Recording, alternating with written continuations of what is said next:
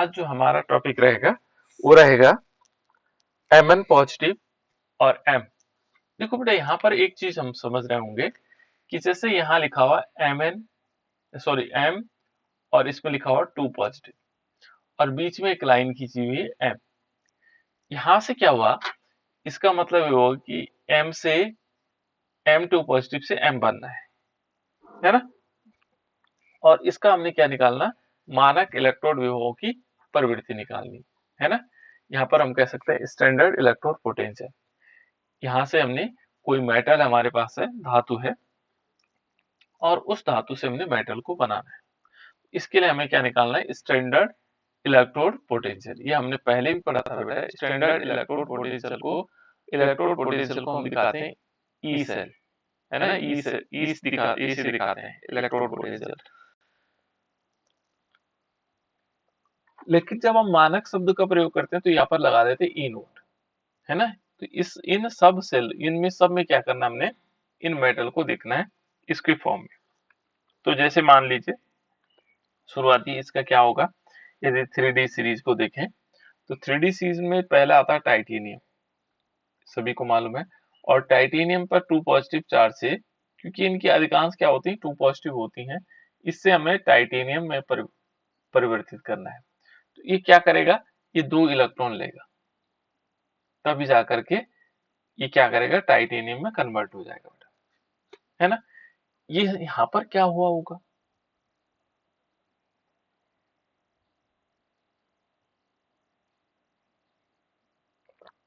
क्या हुआ बेटा, यहाँ पे कोई बच्चा बता सकता है यहाँ पर हुआ क्या होगा। टाइटेनियम 2 पॉजिटिव से टाइटेनियम में कन्वर्ट हुआ, इसने 2 इलेक्ट्रॉन लिए हैं, तो कौन सी रिएक्शन हुई है यहाँ पर, रिडक्शन। बिल्कुल रिडक्शन हुआ है ना। यहाँ पर हम देखेंगे तो ये रिडक्शन हुआ बेटा। रिडक्शन को हम हिंदी में बोलते हैं अपचयन। जहां पर इलेक्ट्रॉन ग्रहण किए जाते हैं वो होता है अपचयन, ठीक है ना। और जो हमारे पास क्या होता है स्टैंडर्ड इलेक्ट्रोड पोटेंशियल है, उसको किस दूसरे नाम से जाना जाता है, मानक अपचयन विभव को, मानक इलेक्ट्रोड विभव को दूसरे किस नाम से जाना जाता है। यहाँ पर यदि हम देखेंगे मानक इलेक्ट्रोड विभव, यह है मानक,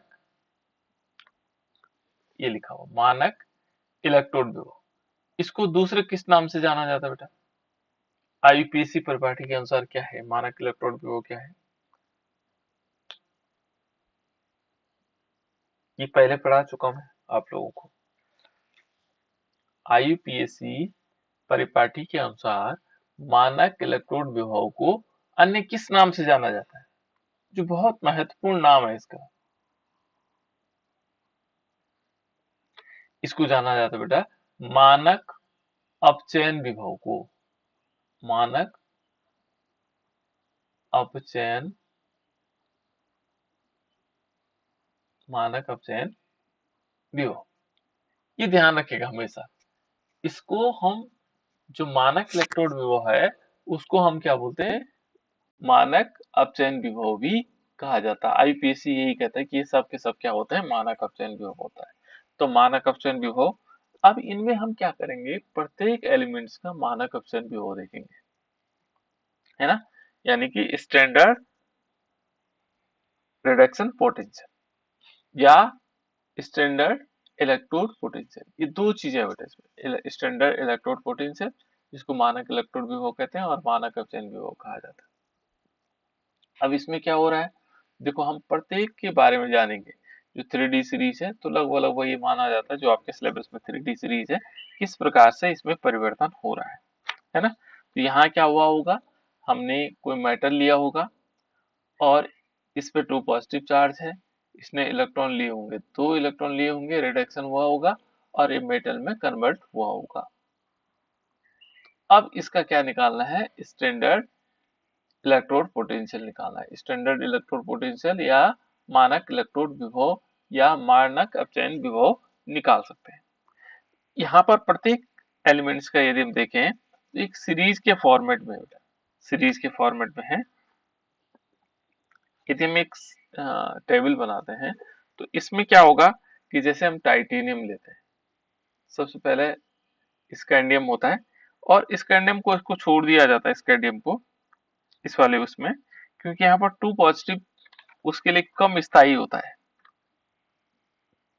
स्कैंडियम को देखेंगे तो सब कम स्थायी रहता है, इसलिए हम टाइटेनियम से लेते हैं, है ना। स्कैंडियम के बाद टाइटेनियम आता है, और टाइटेनियम का यदि हम इलेक्ट्रोड पोटेंशियल देखेंगे, स्टैंडर्ड इलेक्ट्रोड पोटेंशियल देखेंगे, तो कितना होता है, माइनस में होता है, -1.63। देखो इस टाइटेनियम का हुआ।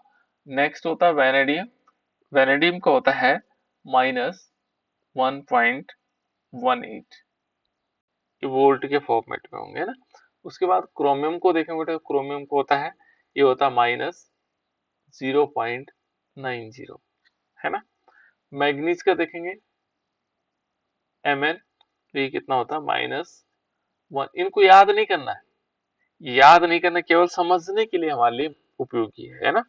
यदि हम आयरन को देखेंगे तो आयरन क्या होगा, आयरन Fe होता है, और इसमें क्या होगा, माइनस। इससे हमें नियम याद रखना है, क्या हो रहा है, क्या परिवर्तन आया है ना। और उसके बाद है कोबाल्ट, यह है -0.28। उसके बाद निकेल,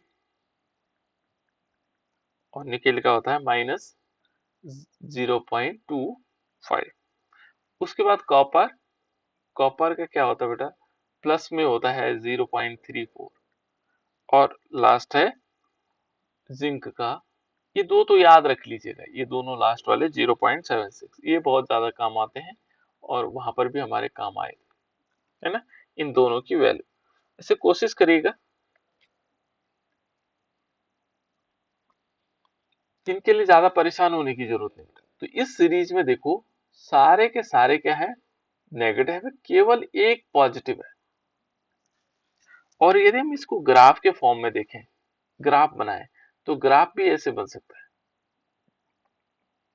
यहाँ पर हम क्या कर सकते हैं, एलिमेंट का नाम लिख सकते हैं। जैसे हमने टाइटेनियम से शुरू किया, क्या करेंगे, टाइटेनियम, पहले तो टाइटेनियम ही आएगा, है ना। तो टाइटेनियम यहाँ ले लेते हैं, टाइटेनियम। उसके बाद आएगा वेनेडियम, वेनेडियम के बाद क्रोमियम, क्रोमियम के बाद मैग्नीज, मैग्नीज के बाद आयरन, आयरन के बाद कोबाल्ट, कोबाल्ट के बाद निकेल, कॉपर और जिंक। यदि हम इसको ऐसे बना लें, है ना, इसको थोड़ा सा और ऊपर तक ले लेते हैं यहाँ तक, ठीक है। इसमें क्या करते हैं, यहाँ -2 ले लेते हैं, -2 वाला यहाँ पे दिखाएगा, है ना, -1.5 यहाँ तक आएगा, है ना। यहाँ पर -1.5 दिखा सकते हैं। इसके ऊपर ये अलग अलग पॉइंट्स है बेटे, ये हम माने पॉइंट्स है ना। -0.5 हो गया, देन 0 हो गया, 0 यहाँ पर है ना।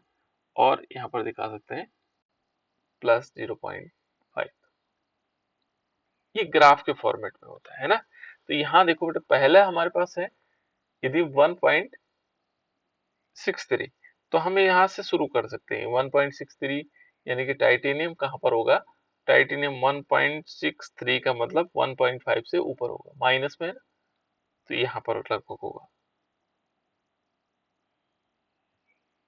चलिए मान लीजिए ये यहाँ पर हम दिखा सकते हैं, है ना।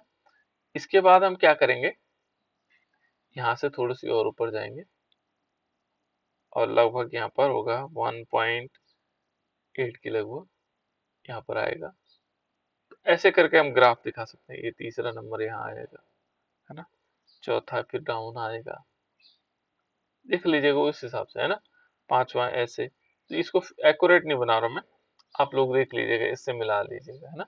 यहाँ पर आया, इस फिर एक एक पॉइंट यहाँ पर आया, फिर आगे गया, फिर एक ऊपर चले गए, है ना, यानी कि एक ऊपर, इससे ऊपर देखो, इससे ऊपर केवल एक ही जाएगा प्लस में, इससे ऊपर एक गया, ये कॉपर का जाएगा, यहाँ पर एक कॉपर है, और कॉपर के बाद फिर क्या आ गया, डाउन आ गया। यहाँ पर हम इस टाइप से दिखा सकते हैं कि इधर जिंक होगा पॉइंट समथिंग 76, है ना, तो यहाँ पर लगभग है। तो इस प्रकार से एक ग्राफ बनता है ना, ऊपर नीचे चढ़ते हुए। इसमें क्या है बेटा, देखो यहाँ पर ये देखोगे तो टाइटेनियम से लेकर के निकल तक, टाइटेनियम से और निकल तक यहाँ तक क्या हो रहा है, ये हमारा क्या जा रहा है, ग्राफ जा रहा है। ठीक है ना, इस प्रकार से हम इसको दिखा सकते हैं।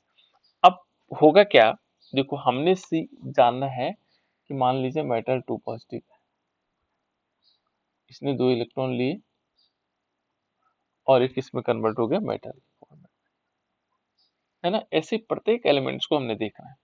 तो किस प्रकार से देखेंगे, पहले देखते हैं, इसका मतलब इसमें रिडक्शन हुआ, ये अब क्रिया क्या हुई, रिडक्शन हुआ, है ना। ये हुआ अपचयन, ये प्रक्रिया क्या है, अपचयन हुई, है ना। इसने अपचयन किया और तब जाकर के मेटल बना। तो यहाँ कुछ नियम आते हैं बेटा इसमें, कि देखो जैसे जो माइनस का चिन्ह है,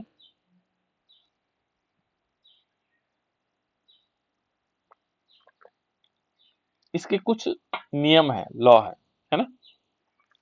देखो कि सबसे पहले हम देखते हैं, तो जितने भी हमारे पास क्या है, संक्रमण श्रेणी है, संक्रमण श्रेणी में यदि देखोगे तो इनका मानक इलेक्ट्रोड विभव किस प्रकार से कुछ प्रदर्शित कर रहा है। जैसे कॉपर है, पहला पॉइंट हम देखते हैं कॉपर से, क्योंकि कॉपर इसमें अलग है ना। कॉपर का जो मानक इलेक्ट्रोड विभव है, ये मानक अपचयन विभव है, वो कैसे धनात्मक है, कैसे बेटा, धनात्मक, है ना। इससे क्या पता लग रहा है, यदि हम मानक इलेक्ट्रोड विभव धनात्मक है तो इससे पता लग रहा है कि यह क्या करेगा, अम्लों से हाइड्रोजन को मुक्त नहीं कर पाता है। यदि हमने क्या किया, कॉपर को HCl के साथ रिएक्शन करवाएंगे, कॉपर मान लीजिए हमने क्या किया, HCl से अभिक्रिया करवाई 2HCl, तो ये क्या नहीं कर पाएगा, ये हमें क्या नहीं बना पाएगा, CuCl2 और प्लस H2 नहीं निकाल पाएगा, हाइड्रोजन गैस नहीं निकाल पाएगा। केवल किससे अभिक्रिया कर पाता है, केवल ये कर पाएगा जो अभिक्रिया, ये कर पाएगा किससे, क्योंकि धनात्मक है बेटा, है ना। ये एक अभिक्रिया कर पाएगा, किससे करेगा, केवल HNO3 से, नाइट्रिक अम्ल से, है ना। और क्या करेगा, जो हमारे पास गर्म, यदि हम गर्म क्या लेंगे, सांद्र H2SO4 है, सांद्र H2SO4, इनसे क्रिया कर पाता है और स्वयं को अपचयित कर लेता है ना, स्वयं को क्या कर लेता है, अपचयित कर देता है। यहाँ पर इन दोनों से अभिक्रिया करके HNO3 से और गर्म करके जो सांद्र H2SO4 होगा, इनसे क्रिया करके ये क्या कर लेता है बेटा, स्वयं को अपचयित कर लेता है, को अपचयित कर लेता है, अपचयित, स्वयं को क्या कर लेता है, अपचयित कर लेता है ना। स्वयं का क्या हो रहा है, इसका अपचयन हो रहा है ना। और दूसरे का क्या करेगा, ऑक्सीकरण, तो स्वयं क्या हो सकता है, अपचयित हो सकता है इन दोनों के साथ, इसके साथ ये अभिक्रिया नहीं हो पाएगी, है ना, क्योंकि हाइड्रोजन का 0 है, प्लस में। अब दूसरे वाले में देखें, ये यहाँ पर एक और कंडीशन है कि जो Cu है, कॉपर सॉलिड है ना, के जो है Cu2 पॉजिटिव चार्ज, देखो कॉपर 2 पॉजिटिव चार्ज में ऑक्सीकरण, यदि हम क्या करते हैं, ये तो अपचयन वाला कंडीशन थी, यदि हम एक और बना लेते हैं, जैसे मान लीजिए Cu है और Cu से हम क्या कर रहे हैं, Cu2 पॉजिटिव बना रहे हैं एक्वस, तो ये क्रिया कौन सी है बेटा, ये है ऑक्सीकरण वाली, क्योंकि इसमें 2 इलेक्ट्रॉन निकलेंगे, है ना। इसके लिए क्या करना होगा, इसको ये कहता है, मान लीजिए Cu से Cu2 पॉजिटिव में ऑक्सीकरण के लिए क्या होगा, आवश्यक उच्च ऊर्जा, है ना, आवश्यक जो उच्च ऊर्जा होगी, इसकी जल योजन इंथैल्पी क्या क्या को संतुलित नहीं हो पाती है ना। और जो जल योजन की जो क्या है इसमें इंथैल्पी, उसको संतुलन नहीं कर पाता है, ठीक है ना। तो यहाँ पॉसिबिलिटी इसकी कम होती है Cu से Cu2 पॉजिटिव, ठीक है। दूसरा देखो, और ये तो हो गया कॉपर के बारे में, है ना, जो हमने कॉपर के बारे में जानकारी ली। कॉपर थोड़ा अलग था, वो पॉजिटिव चार्ज वाला था। अब अन्य देखें इसमें, अन्य देखो बेटा, जितने भी हमारे पास, मैग्नीज हो गया, एक तो मैग्नीज हो गया और एक जिंक हो गया। अब इन दोनों के बारे में जान लेते हैं। यहाँ पर इनका इलेक्ट्रॉनिक कॉन्फ़िगरेशन को देखोगे, मैग्नीज और जिंक का, तो मैग्नीज कितना होता है 25, और जिंक कितना होता है, कितना होता है बेटा 30। 30। गुड, है ना। तो ये हमारे पास दोनों हैं। तो यहाँ पर देखेंगे तो यदि हम मैग्नीज 2 पॉजिटिव और जिंक 2 पॉजिटिव को देखते हैं, तो मैग्नीज का परमाणु क्रमांक कितना होता है 25। अब इस मैग्नीज का जब हम 25 इलेक्ट्रॉनिक कॉन्फ़िगरेशन लिखेंगे, तो यहाँ पर आएगा 1s2, 2s2, 2p6, 3s2, 3p6, 4s2 और 3d5, ये होता है ना। यहाँ देखो डी में 5 इलेक्ट्रॉन है, लेकिन ये क्या कह रहा है कि मैग्नीज 2 पॉजिटिव को देखें, Mn2 पॉजिटिव को देखना है। इस Mn2 पॉजिटिव को देखेंगे तो यहाँ से 4s से इलेक्ट्रॉन हट जाएंगे। तो Mn2 पॉजिटिव का इलेक्ट्रॉनिक कॉन्फ़िगरेशन कैसे होगा बेटा, देखो ये आता है, ध्यान रखना, 2 पॉजिटिव वाले अधिकांश पूछे जाते हैं, और अधिकांश बच्चे क्या करते हैं, 2 इलेक्ट्रॉन यहाँ से निकाल देते हैं, 3d क्या कर देंगे, 3 कर देंगे, इसमें से नहीं निकालेंगे, 3d में से 2 निकाल देंगे।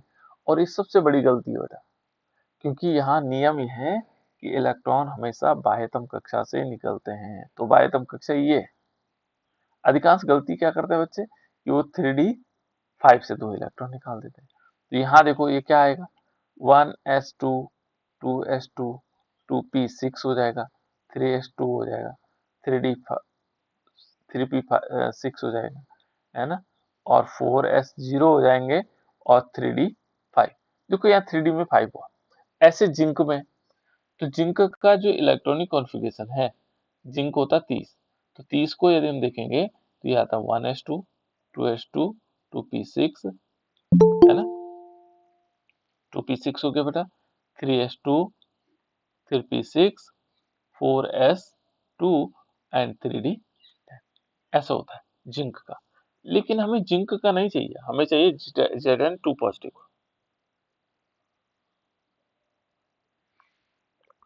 यहाँ पर क्या लेना है हमने, Zn2 पॉजिटिव।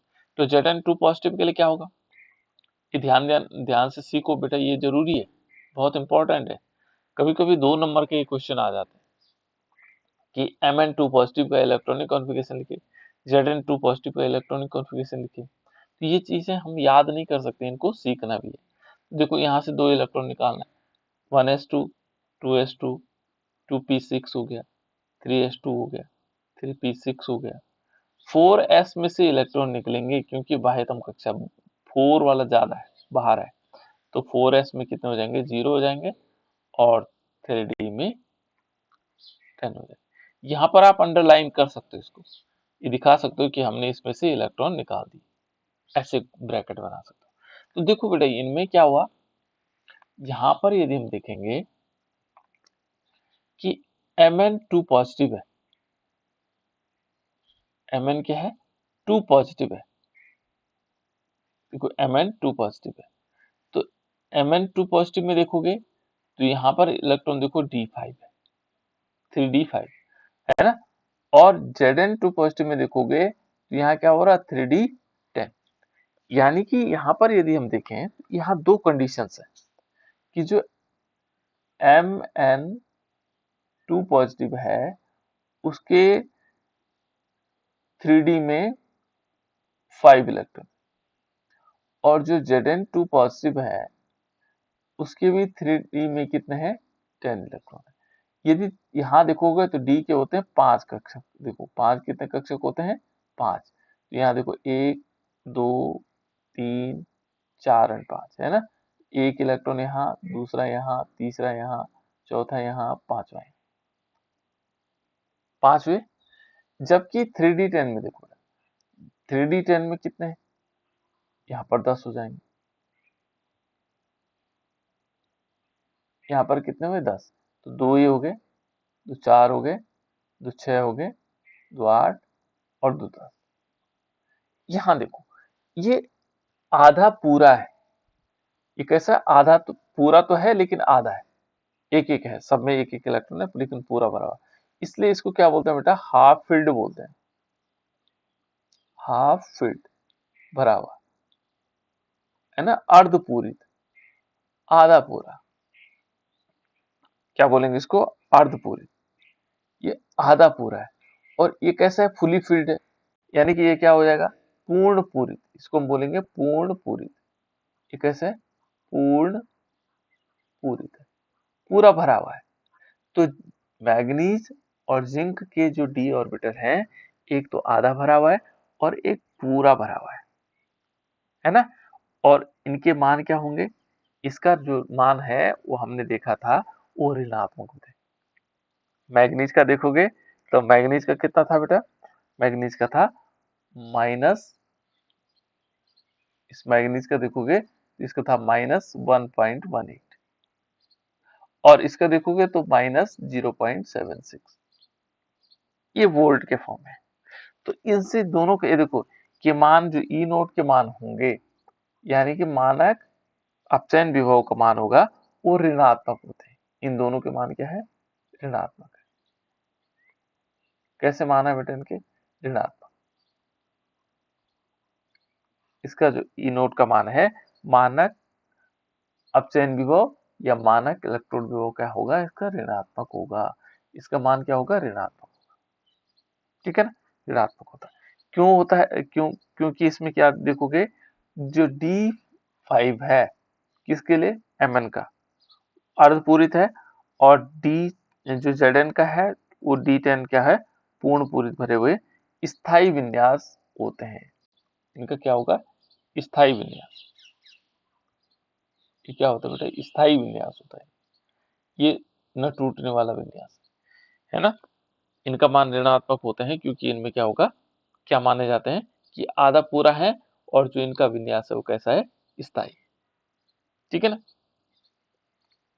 अब तीसरा देखते हैं, उसके बाद नेक्स्ट कंडीशन देखते हैं। ये तो हो गए स्थायी, है ना, इनकी डिकक्शन। उसके बाद है निकेल।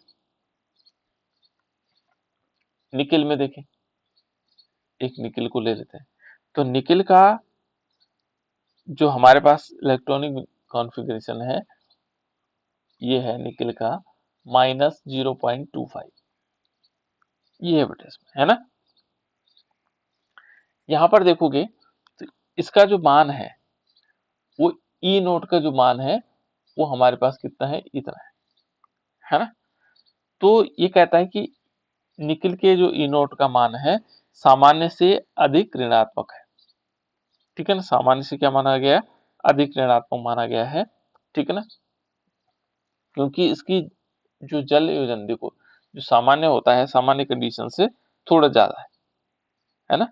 तो ये क्या कहता है, इसका मान ज्यादा होने से क्या हुआ, क्योंकि जो सीरियल था, सीरियल तो चल रहा था कि इधर की तरफ क्या हो रहा था, इधर की तरफ घट रहा था, यानी कि -1.63 से लेकर के, क्योंकि जैसे माना हमने देखा था ना, जैसे -1.63 था, देन उसके बाद -1.18 था, फिर क्या हुआ, -0.90 था, है ना। फिर यहाँ पर फिर क्या हुआ बीच में, ये तो खैर बढ़ा हुआ था, कैसे, -1.18, ये बढ़ा हुआ था किसका, मैग्नीज का, क्योंकि ये तो भाई कैसा है, पूर्ण पूरित। फिर क्या हुआ था, -0.44, है ना, ये देखोगे। फिर कोबाल्ट का था तो -0.28, उसके बाद निकेल का था बेटा, निकेल का कितना था, -0.25, देन उसके बाद आया +0.34, है ना, और लास्ट में था -76, ये था। यहाँ देखो बेटा, ये ज्यादा संख्या है, लेकिन जो माइनस में वैल्यू है कम है, क्योंकि जो माइनस में ज्यादा वैल्यू होती है वो कम होती है। यहाँ देखो ये धीरे धीरे बढ़ रहा था, है ना, और 44 तक बढ़ गया था। 44 के बाद देखो यहाँ पर तो एकदम बढ़ा, ये तो इसलिए बढ़ा क्योंकि स्थायी। फिर यहाँ देखो ये 25 तक आ गया, है ना। तो ये बढ़ता चला गया। अभी कहता है थोड़ा सा सामान्य से ज्यादा अधिक है, इनकी तुलना में ये सबसे ज्यादा है ना। वैसे तो जिंक का है, लेकिन जिंक क्या है, स्थायी है ना। कॉपर का तो हमने बता ही दिया कि ये क्या करेगा, बाह्यतम इलेक्ट्रॉन इसका थोड़ा अलग होता है, पॉजिटिव कंडीशंस में आता है, तो इसलिए अलग माना जाता है ना। ये तो अलग हो गया। लेकिन यहाँ पर देखो कि इन सब में सबसे ज्यादा किसका है, निकेल का है। इसलिए हम निकेल के बारे में जान रहे हैं। तो निकेल का सामान्य से क्या होगा, अधिक ऋणात्मक होता है। इसलिए इसकी क्योंकि इसकी क्या होगी, जलयोजन की जो इंथैल्पी है उसका मान सबसे अधिक होता है, तो उसके कारण ये कहते हैं कि इसकी जो जलयोजन की जो क्षमता है वो अधिक है। ठीक है, ये है बेटा हमारे पास M से, जब हमने M2 पॉजिटिव से M में इसको कन्वर्ट किया, ये कुछ प्रवृत्तियां थी जिसको हमने इसमें देखा, है ना। तो ये आ गया बेटा हमारे पास M से लेकर के M पॉजिटिव। अब दूसरी कंडीशन इसी के बाद आता है, तीसरा नंबर आता है इसमें। देखो, हमने कहा था कि इनकी सबकी क्या होती है, यहाँ देखो अब 3 पॉजिटिव से 2 पॉजिटिव में, यहाँ पर देखोगे मानक इलेक्ट्रोड विभव। तो मानक इलेक्ट्रोड विभव क्या कह रहे हैं, देखो M लिख रहे हैं और 3 पॉजिटिव, और इसके लाइन खींची और M2 पॉजिटिव हो गया। अब थोड़ी सी अलग है, अब इनकी प्रवृत्तियों को देखते हैं, है ना। इनकी जो प्रवृत्तियां हैं वो किस प्रकार से होंगी, 3 पॉजिटिव से 2 पॉजिटिव की कंडीशन में क्या होंगी।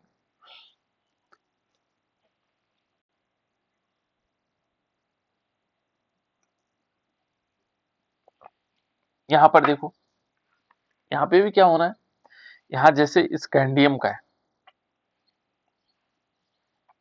तो स्कैंडियम यहाँ शुरू कर लेंगे। स्कैंडियम क्या होगा, 3 पॉजिटिव दिखाता है ना। तो स्कैंडियम के लिए जो है ई नोट, जो ई नोट है, यहाँ पर क्या होगा, स्कैंडियम 3 पॉजिटिव से स्कैंडियम 2 पॉजिटिव में कन्वर्ट होना है।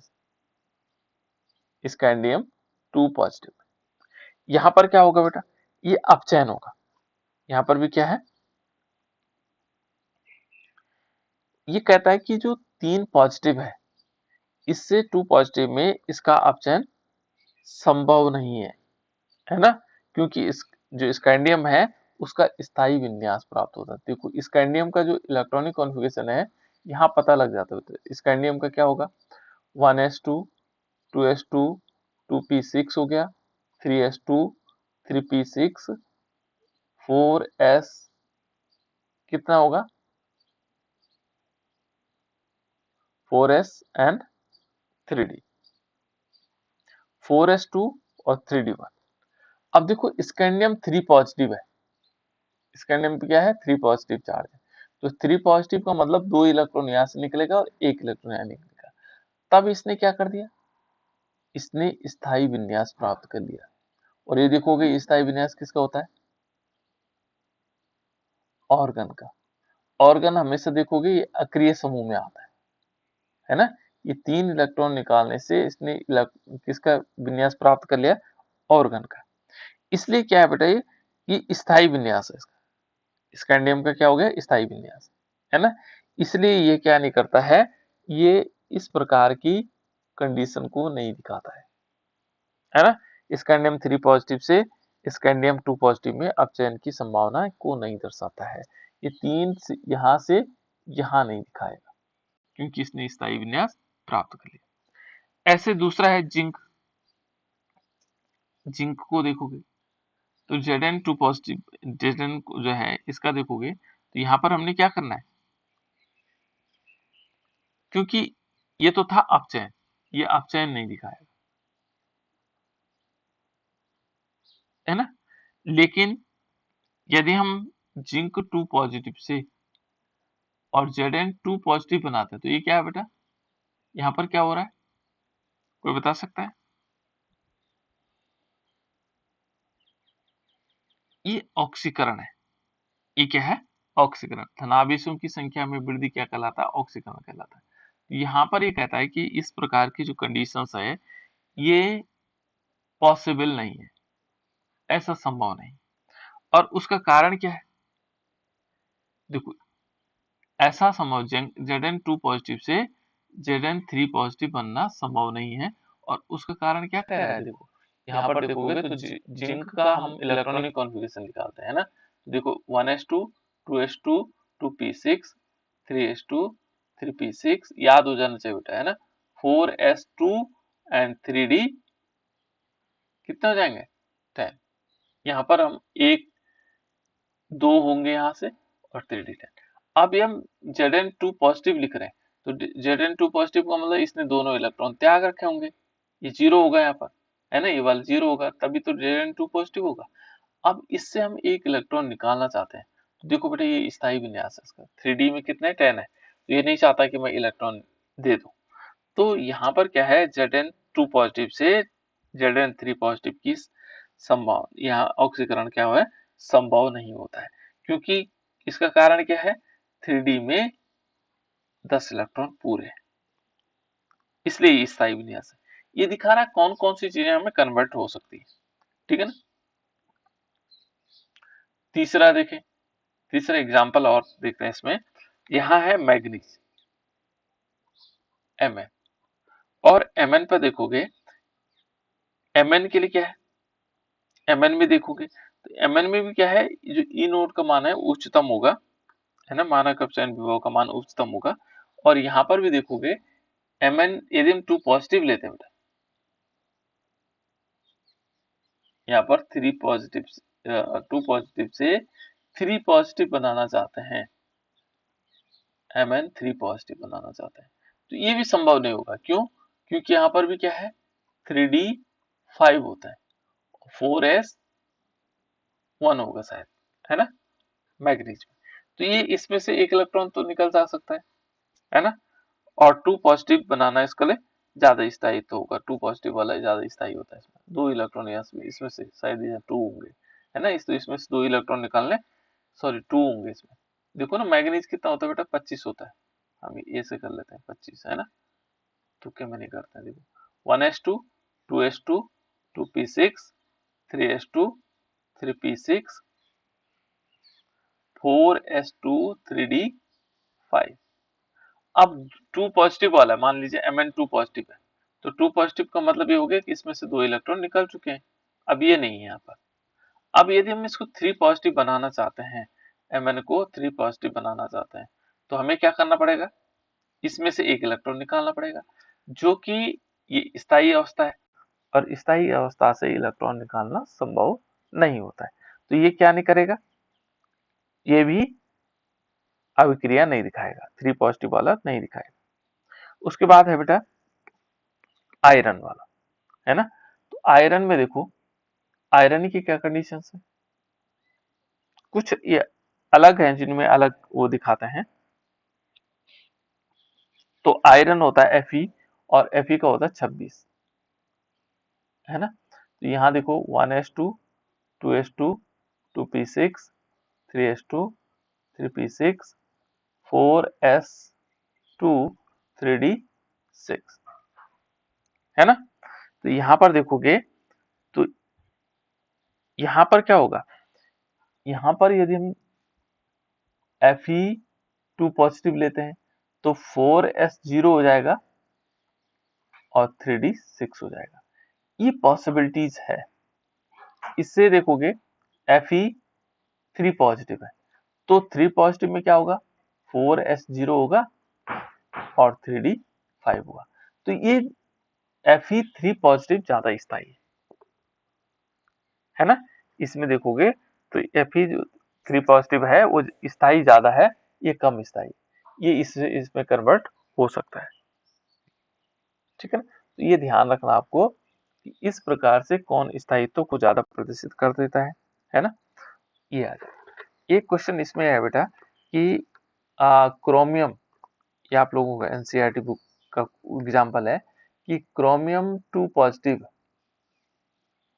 अपचायक है, कैसे है, अपचायक, क्या है, अपचायक है, जबकि जबकि Mn3 पॉजिटिव, Mn3 पॉजिटिव ऑक्सीकारक, ऑक्सीकारक। जो क्रोमियम 2 पॉजिटिव है वो अपचायक है और ये जो है क्या है ऑक्सीकारक है, जबकि दोनों का विन्यास क्या है D4 है। एक ऑक्सीकारक है और एक अपचायक है। ऐसा क्यों है? क्वेश्चन काफी इंपॉर्टेंट है, ये एग्जाम्पल है बेटा आपका एनसीईआरटी बुक का। इसको थोड़ा पढ़ना, तब कल बताएंगे हम आप लोगों को इसको, है ना। कि ये एग्जाम्पल दे रखा है कि क्रोमियम 2 पॉजिटिव चार्ज है वो अपचायक है, और मैग्नीज जो है 3 पॉजिटिव वो ऑक्सीकारक है, और दोनों का जो क्या होगा डी में होंगे और D4 इलेक्ट्रॉन है। तो ऐसा क्यों है? क्या इसका कारण बताना आपको कि क्यों ऐसा हुआ है ना। ये है आज हम